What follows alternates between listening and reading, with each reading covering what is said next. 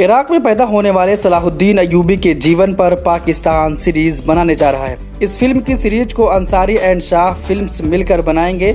इस फिल्म का स्वागत करते हुए तुर्की की अकाली फिल्म्स के मालिक निर्माता एमरे कोनुक ने शनिवार को ऐलान किया है कि वो इस फिल्म को साइन कर रहे हैं।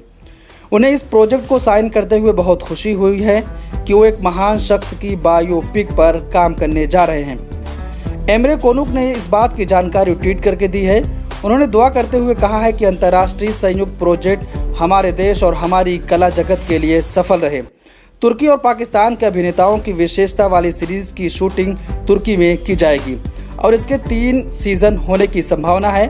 कोनुक ने कहा है कि वो इतिहास और पूरी दुनिया में अपनी छाप छोड़ने वाले इस महान व्यक्ति पर बन रही फिल्म को लेकर काफ़ी उत्साहित हैं।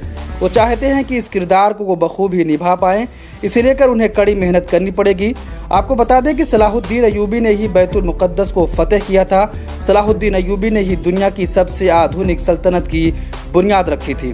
उनके जरिए स्थापित की गई अय्यूबी सल्तनत ने 100 सालों तक आधी दुनिया पर राज किया। इस सल्तनत की सरहदें मिस्र से लेकर सीरिया, तुर्की, यमन, हिजाज और अफ्रीका तक फैली हुई थी। सलाहुद्दीन ने क्रूसेडर्स को हराया और 1187 में यरूशलेम पर कब्जा कर लिया। सलाहुद्दीन अय्यूबी दुनिया का पहला हुक्मरान था जिसने सबसे ज़्यादा अस्पतालों और स्कूलों को बनवाया था। उनके जरिए बनाए गए अस्पतालों में दुनिया के सबसे बेहतरीन डॉक्टर काम करते थे। आपको ये जानकर शायद हैरानी हो कि दुनिया का पहला शिक्षा बजट सलाहुद्दीन अय्यूबी ने ही पेश किया था। ब्यूरो रिपोर्ट, मिलत टाइम्स। मिलत टाइम्स को आपकी ज़रूरत है, हमारी आप माली मदद करें।